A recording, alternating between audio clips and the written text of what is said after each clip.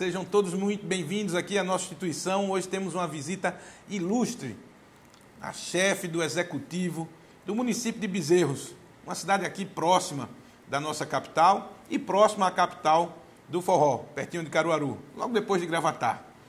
Duas mulheres administrando o estado de Pernambuco, duas mulheres administrando o município de Bezerros.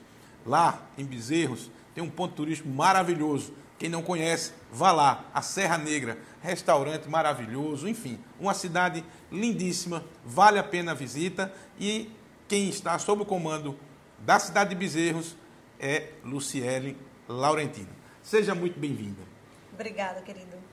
Brasileira, pernambucana, nascida em Serra Negra, o que é um privilégio, não é? Solteira, governadora da cidade de Bezerros. E a sua vice, uma mulher um pouco mais experiente. Como é essa experiência? Me conte tudo sobre ser a chefe do executivo de um município e as mulheres comandarem aquela beleza que é Bezerros. Primeiramente, é um prazer estar aqui com vocês, conversar com alguém que é referência para a gente, sem sombra de dúvida, na condução aí de gestão pública, né, e de quem faz, né, acontecer de verdade as coisas na ponta. Então, eu estou super feliz, amigo Luiz. Tenho certeza que Bezerros é, para mim, um lugar onde a gente faz as coisas acontecerem, mas a gente diz que governa o Brasil a partir da nossa cidade. Né? A regra foi estabelecida pela nossa vice-prefeita, Socorro Silva, tem 75 anos de idade, foi minha diretora de escola, né? E é alguém que eu tenho muita gratidão por tudo que ela fez comigo aí no processo educacional. Acho que minha vida ela foi transformada a partir da educação. Hoje a gente vai bater um papo um pouquinho sobre isso. E foi Socorro Silva que me inspirou a buscar os meus sonhos aí, né? Estou como prefeita do município de Bezerros. É uma cidade aí de médio porte, no agreste pernambucano. Quem ainda não conhece, dá um pulinho lá. A gente tem festejos juninos e festejos carnavalescos de muita importância. A Folia do Papangu, por exemplo. O Papangu, já fui lá. Tem que ir novamente. É muito bom, vale a pena. O domingo é do Papangu, é de Bezerros. Então, tenho a honra de governar a minha cidade. Sou uma menina natural da zona rural. E através de uma escola de formação integral, no nosso município, eu tive a condição de entrar na universidade pública, né, de fazer um mestrado fora do Brasil e de voltar para a minha cidade para devolver para o povo bezerrense um pouquinho daquilo que eu recebi, né, do poder público. E aí estou lá, conduzindo o nosso município, estou extremamente feliz. Pois é, eu estava conversando um pouquinho com o Luciele e esse é o ponto de convergência entre nós, não é?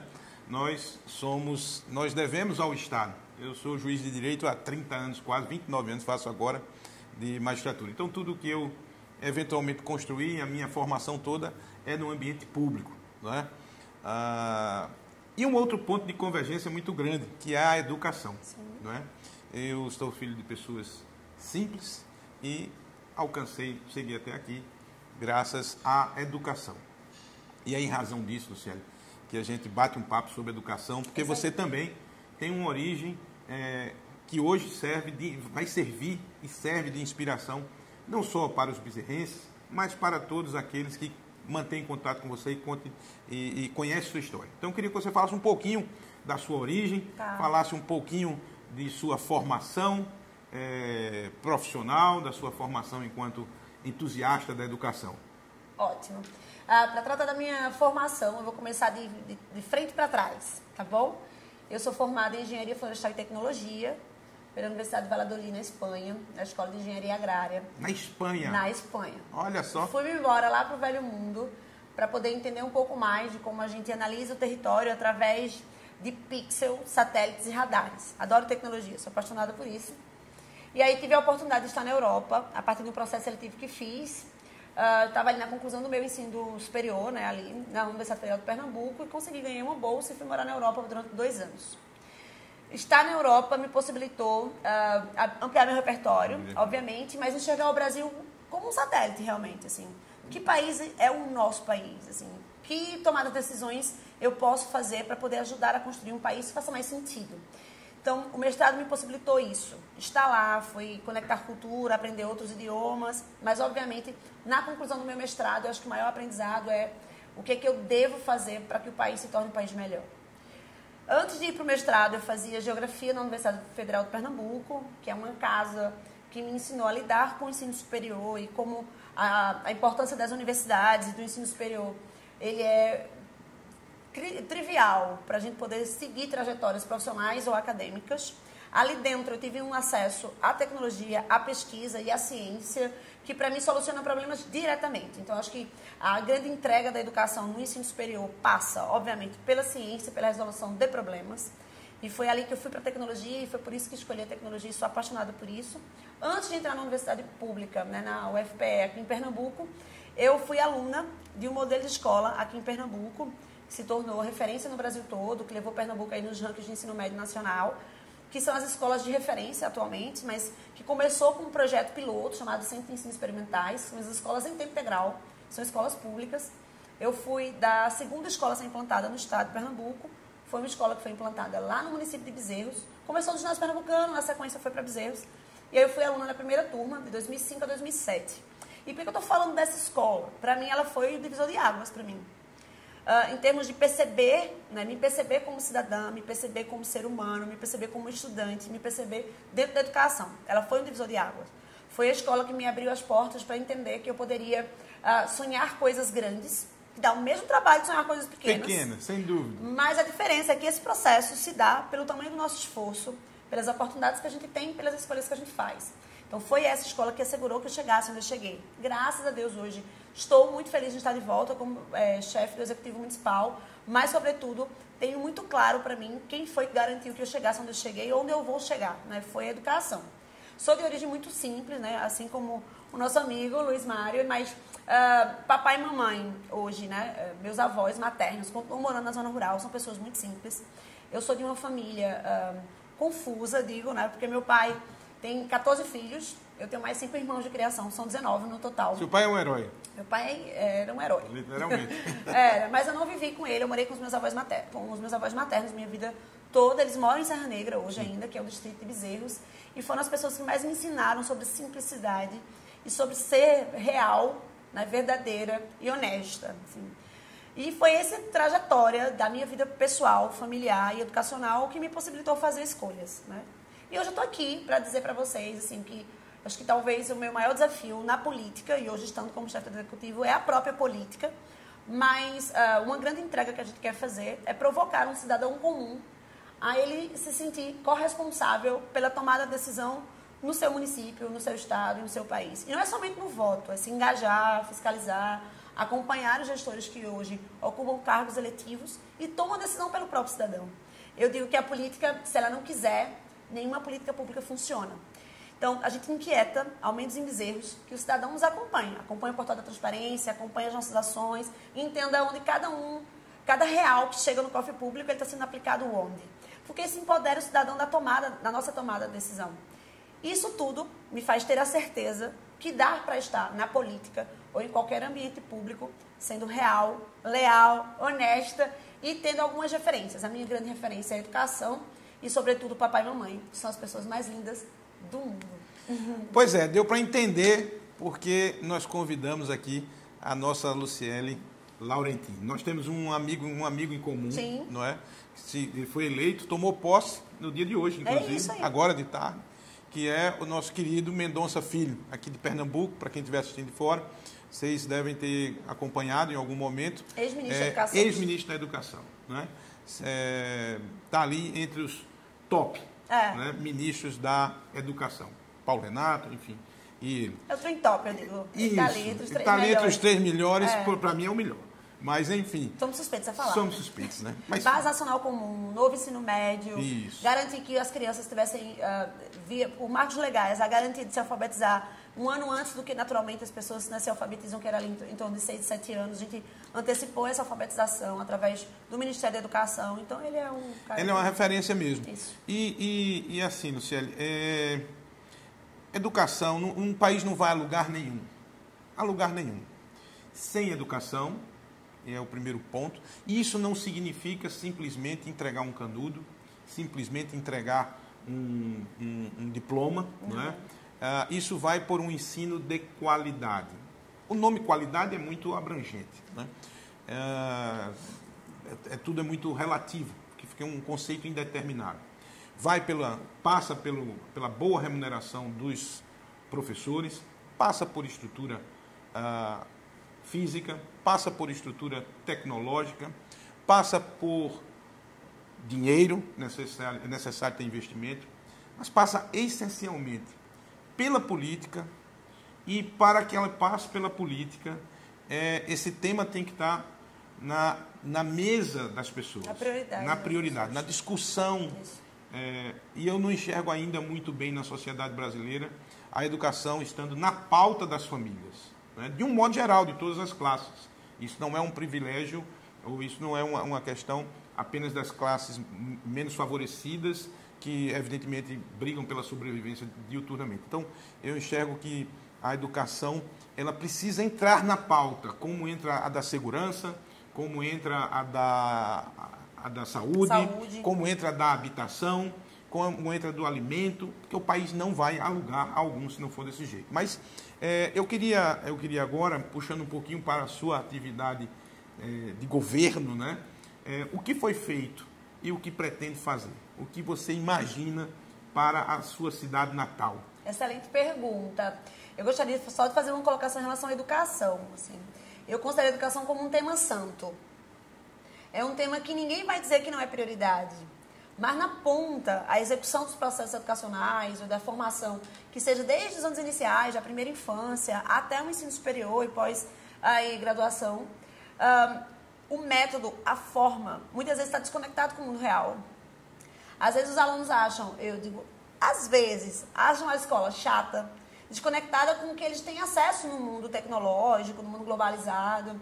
E como que a gente casa tudo isso, né? E faz um desenho para que a educação, não só a escola, mas a educação faça sentido no método e na forma de fazer. Obviamente, as famílias que acompanham bem de perto seus filhos, ou as famílias que têm acesso ali, obviamente, uma condição melhor de acompanhar as crianças, elas vão exigir que a escola ela consiga formar, ampliar repertório, né, fazer aquela trajetória acadêmica. Hoje a gente discute saúde mental, a ampliação do repertório das crianças, ou a educação socioemocional, por exemplo, competências e habilidades ligadas às socioemocionais, de um jeito mais claro. Né? Hoje, depois, inclusive, desde 2016, mais ou menos, a gente começou a afirmar a discussão sobre o currículo comum da educação básica no país, a gente aproximou um pouco mais essa discussão com mais clareza.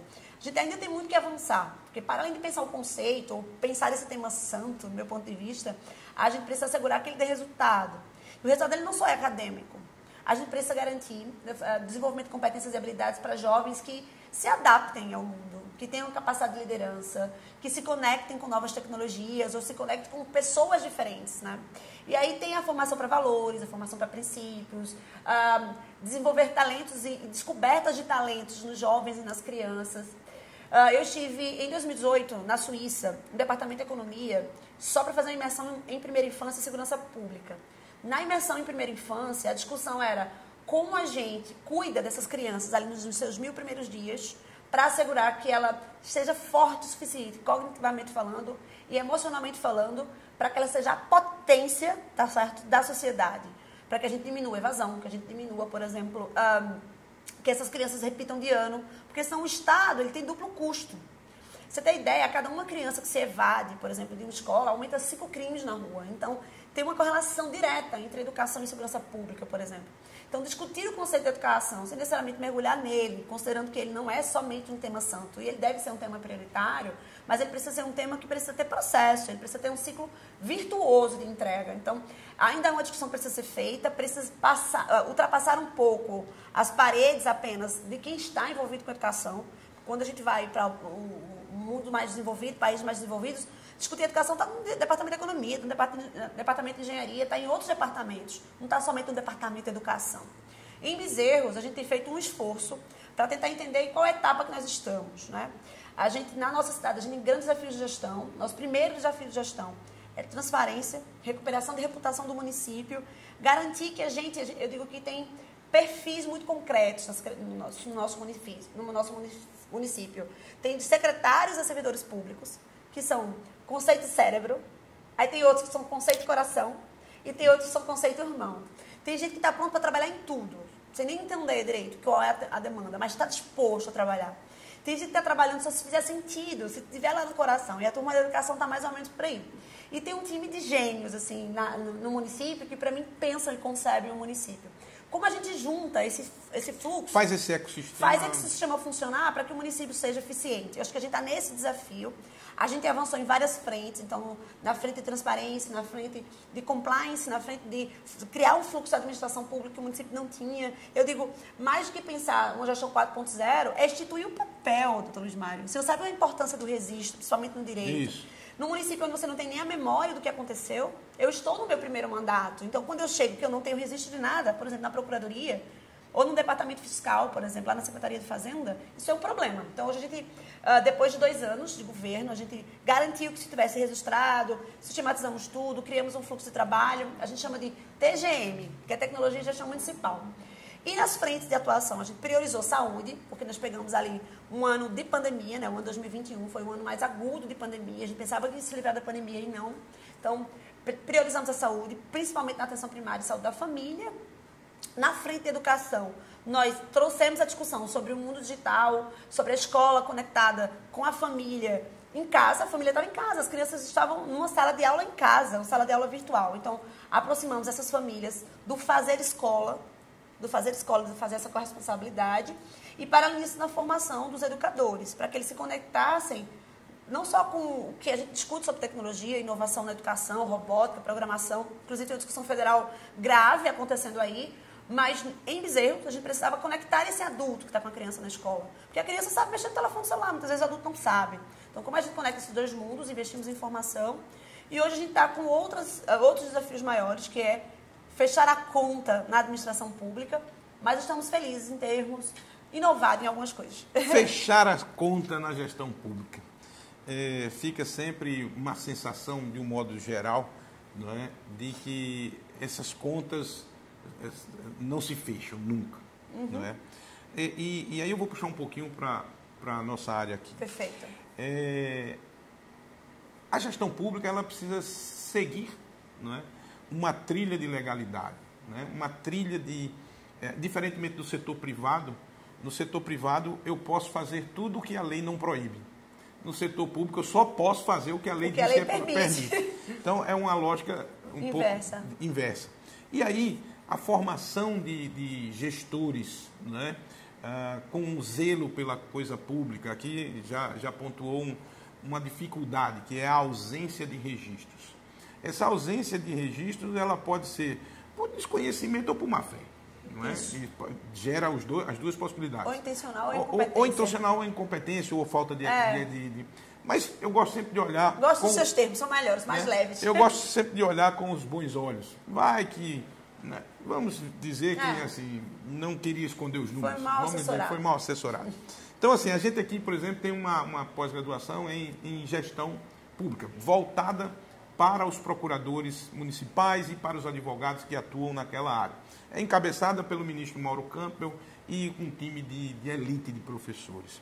Como é que a sua visão, eu sei que faz parte de um consórcio de municípios, né? Eu acho que essa lógica do consórcio é importante, principalmente para áreas metropolitanas, onde você tem o descarte do resíduo, né, do lixo, são problemas comuns, né? O transporte entre municípios, isso é um problema, isso é uma questão a compra de medicamentos, sim, você comprar em consórcio. Dentro dessa perspectiva, como é que você imagina, e olhando não digo de um satélite desses de Elon Musk, que é um pouquinho mais baixo, sim, olhando de um satélite um pouquinho mais baixo, como ver na gestão, pelo menos aqui no nosso estado, os municípios, essa gestão municipalista, em termos de cuidado com a legalidade? Acho que primeiro tem que ter uma intenção de conduzir o município baseado no que é legal e no que é moral. Então, eu digo que são dois núcleos muito fortes, que precisam estar muito fortalecidos, que é o núcleo jurídico e o núcleo contábil do município. Se eles, eu digo que o tom vem de cima, né? Se o gestor não entende que o jurídico e o contábil precisam estar alinhados com o que é legal, tá? E aí eu vou nessa linha, e é isso que a gente se esforça para poder tocar no município, e aí posso pontuar sobre essa linha de pensamento. Existem outras linhas de pensamento da construção do municipalismo que eu discordo, Inclusive, sou considerada como alguém fora da curva, para não dizer uma menina Eu não tenho a menor estranha. dúvida disso, tá? Eu sou meio estranha nesse mundo, mas a gente se esforça, combate dentro do município, é de ter, e aí aqui eu posso dizer, um rato de plástico em cima da minha mesa. Por que eu estou falando um rato de plástico na minha mesa? Porque existem sistemas ao redor do municipalismo ou ao redor do poder público, dos setores públicos mesmo, viciados em coisas não republicanas, né?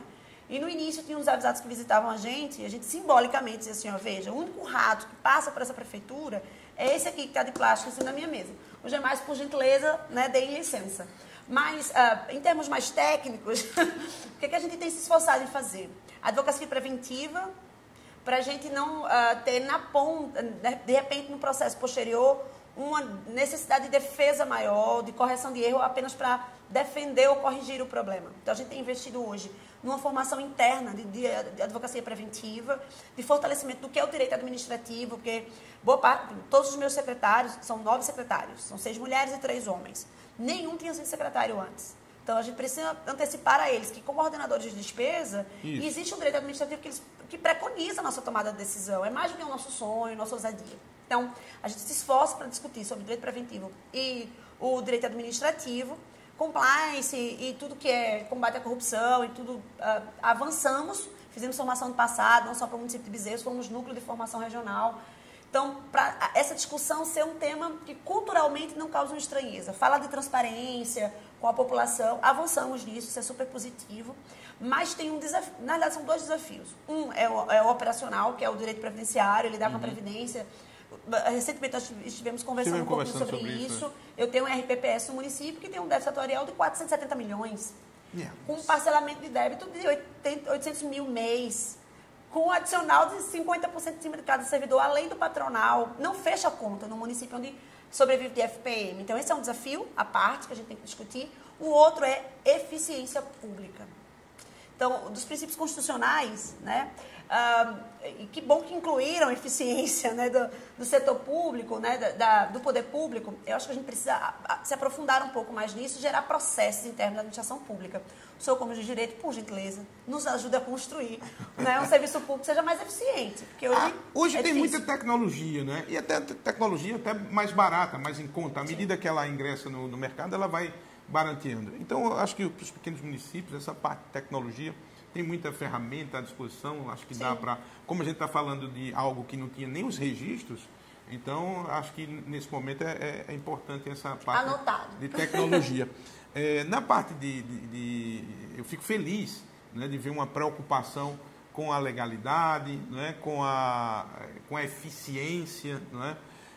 Mas como se tratam de princípios, todos têm que conviver. Não dá para ser eficiente sem legalidade. Não dá para ser legalista sem ter eficiência. Né? Não dá para ser eficiente, legalista, se não der publicidade, transparência, conformidade, compliance. Né? Então, como equilibrar isso? Como equilibrar isso? Né? O desafio maior da gente são as contas, não são os princípios constitucionais. Como pagar todas as contas, é o dinheiro. Mas possivelmente chegou-se a esse desenho por falta de algum ponto desse. Né? Por desvio de algum ponto desse. Lembrando que a moralidade é o primeiro deles. Claro. Né? Então, nós falamos dos princípios aqui básicos, né? Moralidade, publicidade, eficiência, falamos Aula ao vivo aqui, viu? Pois é. Mania professoral. Mania professoral. Mas ainda bem que estou com uma professora. Que pode. Não fique sozinho. Então, essa parte do setor público, né, eu fico muito feliz de ver uma jovem se interessar pela política. A gente não pode afastar o jovem da política. Nem as pessoas boas, né, da política. Pois é, você não pode fazer isso, Luciano, porque alguém vai ocupar esse vazio. E se os homens de bem não ingressam, né, ou não combatem, ou não vai dentro de suas capacidades, dentro dos seus limites, dentro das suas habilidades, mas se a política ficar aberta, se uma pessoa como você não se interessasse pela política... É um desafio. Né? Agora, tem um custo pessoal. Tem. Qual é esse custo? Bem grande. O primeiro custo pessoal é que você deixa de ser pessoal. Você é público, então sua vida é toda pública. Né? Tem um desafio para ser mulher na política, então tem desafios a superar, obviamente. Então a gente tem que conquistar a autoridade por outras frentes também. Sou muito tranquila em relação a isso. Sou assim, muito querida, muito cuidada por todo mundo da minha cidade, por quem está num relacionamento tanto político como administrativo, mas a gente realmente precisa de um esforço maior. E nossa vida deixa de ter privacidade, por exemplo, né? Então, todo mundo sabe que hora você acorda, com quem você anda, onde você vai, principalmente numa cidade menor. Então, Bezerros é assim, todo mundo cuida da minha vida, eu sou feliz de estar com isso, mas isso tem um ônus, né? Então, sinto falta de algumas situações, de algumas prioridades da minha vida pessoal é comprometida com isso também, obviamente, minha família também, são pessoas muito simples, então, de repente, são pais da prefeita, né? E o status quo coloca que quem ocupa esses cargos de poder tem um padrão financeiro e pessoal muito concreto, né? Então, como papai que vende banana na feira, agora ele é pai da prefeita e continua vendendo banana na feira. Então, para ele, o mindset dele é complexo, né, para poder se adaptar a tudo isso. E é um ônus que a gente tem que administrar realmente, mas existe um bônus muito maior, que é poder devolver para a sociedade aquilo que a gente tem de melhor no nosso coração, que a gente recebeu de bem. Então, tá tudo certo. Olha, Bezerro está de parabéns, né? Propósito, valor, moralidade, compliance, tecnologia, resultado, eficiência, educação. Veja a quantidade de temas que a nossa prefeita de Bezerros caminhou com esse sorriso de menina, com esse olhar de sonhadora, com essa leveza feminina, não é? Então, parabéns a Bezerros pela grande escolha que fez. Parabéns a Luciene. Muito obrigado por emprestar a sua vida pessoal a um município aqui próximo nosso. Isso sai ecoando, não é? Muito obrigado por vir aqui à nossa instituição. Quero que dê as suas últimas palavras para quem está assistindo. Primeiro, agradecer a você, Luiz Mário, e ao Instituto, que são referência para mim também.